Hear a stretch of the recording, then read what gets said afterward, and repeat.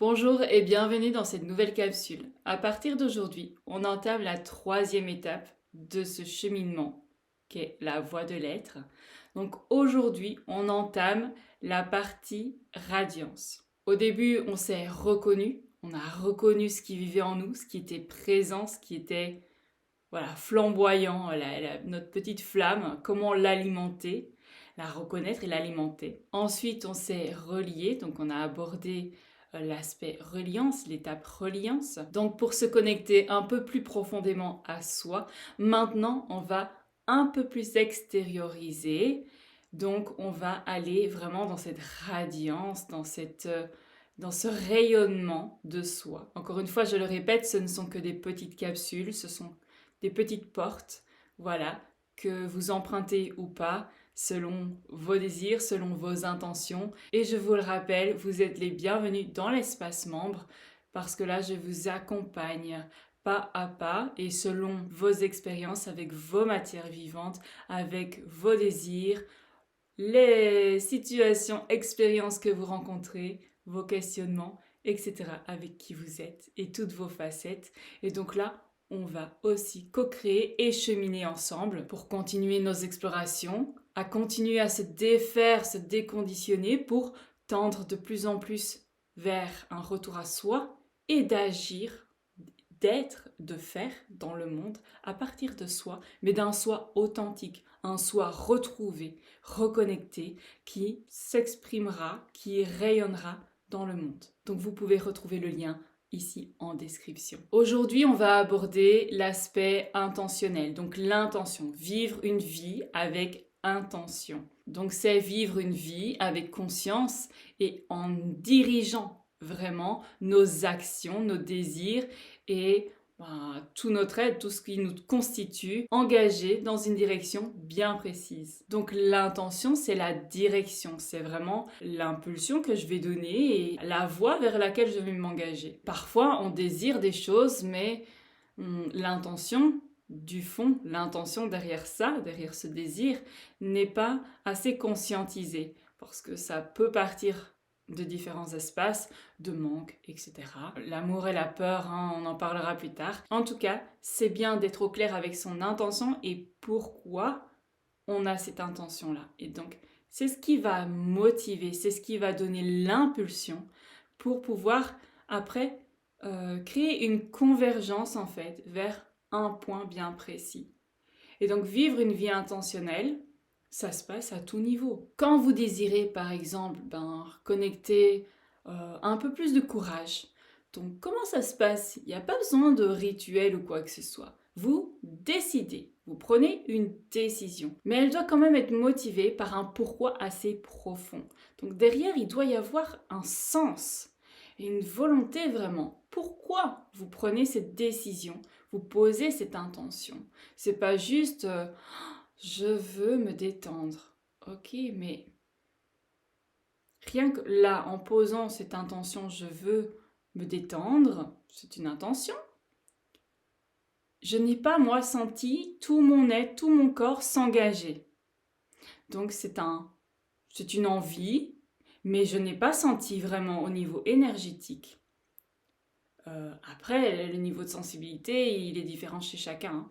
Mais je n'ai pas senti mon corps, toute mon âme, toute mon essence vraiment s'engager dedans, dans ce processus. J'ai envie de me détendre, mais je ne vais pas être engagée. Donc du coup, je vais passer à côté des petits indices qui vont me permettre de me détendre, donc de me poser, peut-être de lire un livre, peut-être d'écouter de la musique, peut-être de prendre un bain, d'allumer une petite bougie, peut-être d'aller m'allonger au soleil, d'aller faire une petite balade. Peu importe, je ne vais pas être engagée, donc je vais passer à côté de ces inspirations, de cette guidance interne. Par contre, quand on pose une intention avec un sens profond derrière, avec un moteur, une impulsion qui va vraiment nous propulser dans une direction, à ce moment-là, c'est comme si la vie s'organisait. Donc, il va y avoir des indices, des clés, des expériences, des situations, des synchronicités, peu importe. La vie va s'agencer, va s'organiser pour nous apporter tous les éléments dont on a besoin pour pouvoir mettre en pratique, appliquer ce qu'on a décidé, l'intention qui a été posée. Le travail avec l'intention, c'est quelque chose que l'on fait de temps en temps, ça marche bien pour certaines choses, peut-être pas pour tout. Peut-être qu'il y a des thèmes dans notre vie qui sont plus importants que d'autres, donc du coup, on va être moins engagé dans certains espaces de sa vie plutôt que dans d'autres. D'accord? Donc c'est pour ça qu'on va avoir des résultats dans un sens et pas dans un autre. Toute l'année 2022, je me suis amusée à poser des intentions bien précises. Au début, je les posais en début de mois. Par exemple, j'avais envie de nourrir mon feu intérieur pour pouvoir poser des actions un peu plus conséquentes.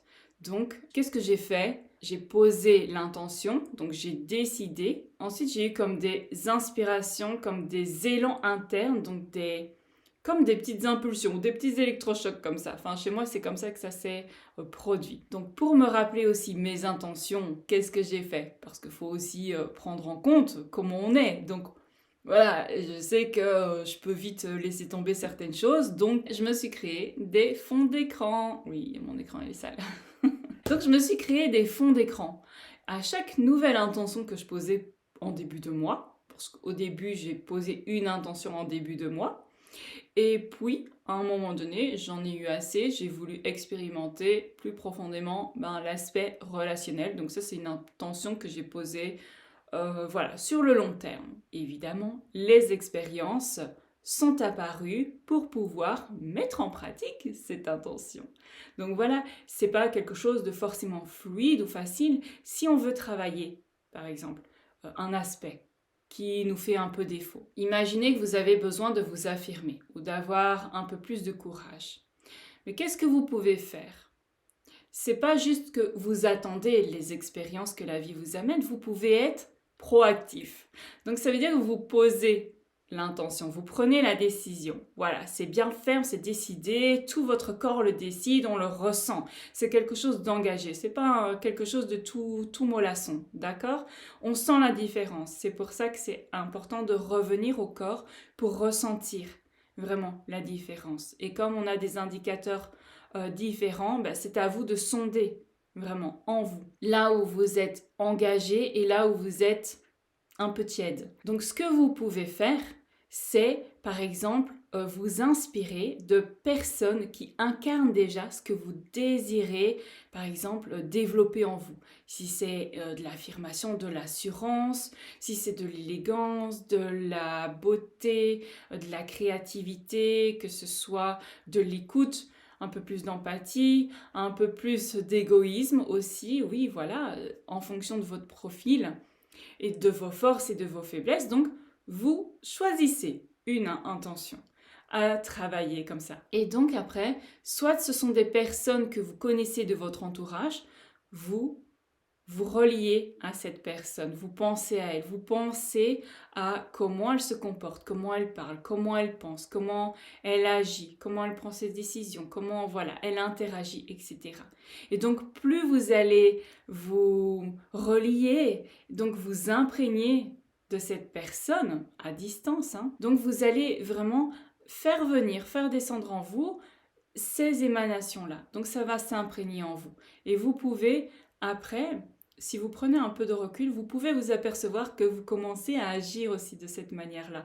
Donc parfois, si c'est trop éloigné de vous, vous allez peut-être être un peu dérouté par cet aspect-là. Vous allez trouver votre équilibre par la suite, vous allez vraiment modeler cet aspect-là à qui vous êtes et à comment vous voulez le manifester, mais c'est une des possibilités. S'il n'y a personne dans votre entourage, proche ou lointain, sur laquelle vous pouvez vous modeler, comme ça vous inspirer, vous imprégner, vous pouvez prendre un personnage, soit une personnalité connue, un acteur, une actrice que vous appréciez, ou alors certains rôles que ces personnes-là incarnent dans certains films, et vous imprégnez comme ça. Vous allez regarder encore comment ces personnes-là incarnent leur rôle, et vous allez affermir votre volonté d'incarner ça. Il n'y a pas besoin de faire des efforts. Ça part d'une envie qui est liée à la volonté. Vous allez progressivement,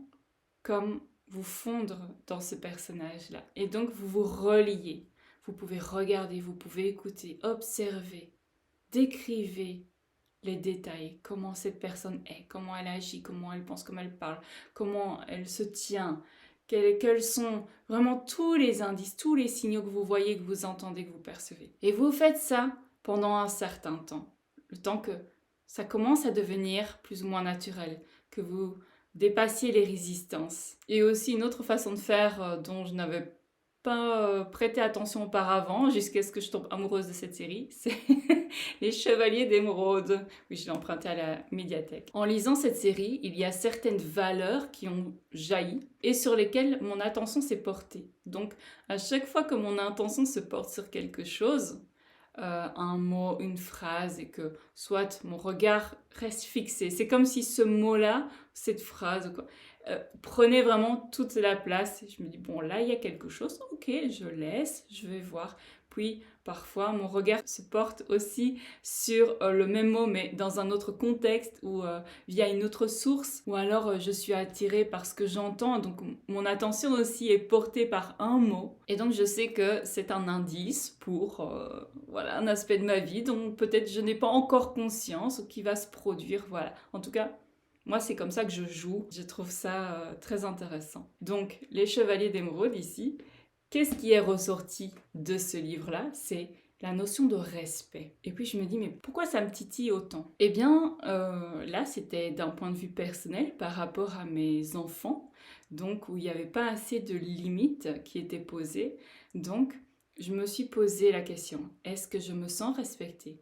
Est-ce que je respecte assez les autres? Qu'est-ce que je peux faire pour nourrir ce respect-là? Pour que je me sente bien vis-à-vis de cette notion de respect? Qu'est-ce que je peux faire? J'ai commencé vraiment à m'imprégner un petit peu de leur mode de fonctionnement, donc toujours dans ces personnages fictifs-là, mais il y avait énormément d'éléments, en fait, il y a cette notion aussi de fraternité, donc comment je peux nourrir cette fraternité-là ou comment je peux m'en nourrir, m'imprégner pour pouvoir après poser ces fondements-là dans ma vie et pouvoir me diriger vers les bonnes personnes avec qui je vais pouvoir vraiment nourrir ce sentiment de fraternité. Parce que je suis très très sélective. Donc pour moi, cette notion de fraternité, mais sincère, honnête, transparente, elle est très importante et ne peut pas être donnée, offerte à n'importe qui.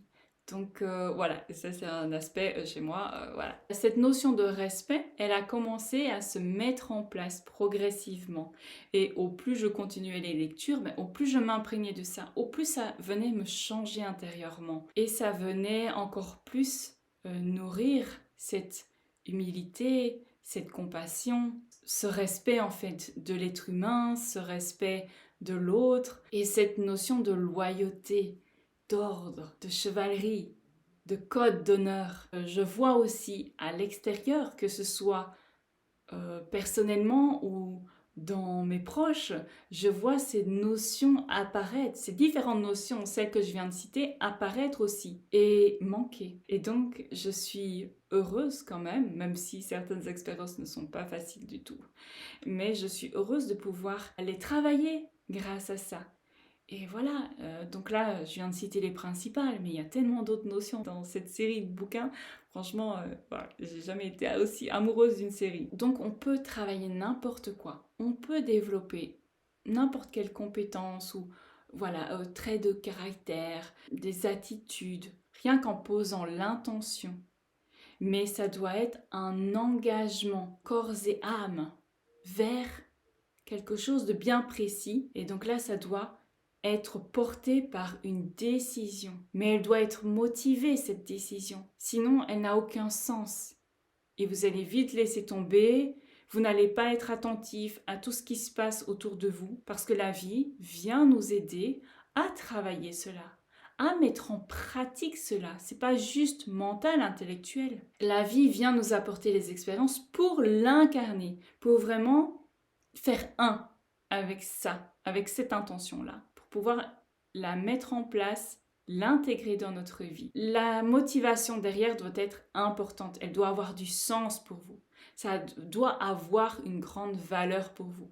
Pourquoi vous désirez ça? Ça, c'est très important. Soyez honnête avec vous, soyez clair, précis. Et là, vous verrez que ça viendra facilement et rapidement à vous. Donc voilà, on continuera aussi nos explorations et puis je vous donnerai aussi des petites pistes, des petits exercices dans le canal Telegram qui fait partie justement de cet espace membre La Voix de l'être.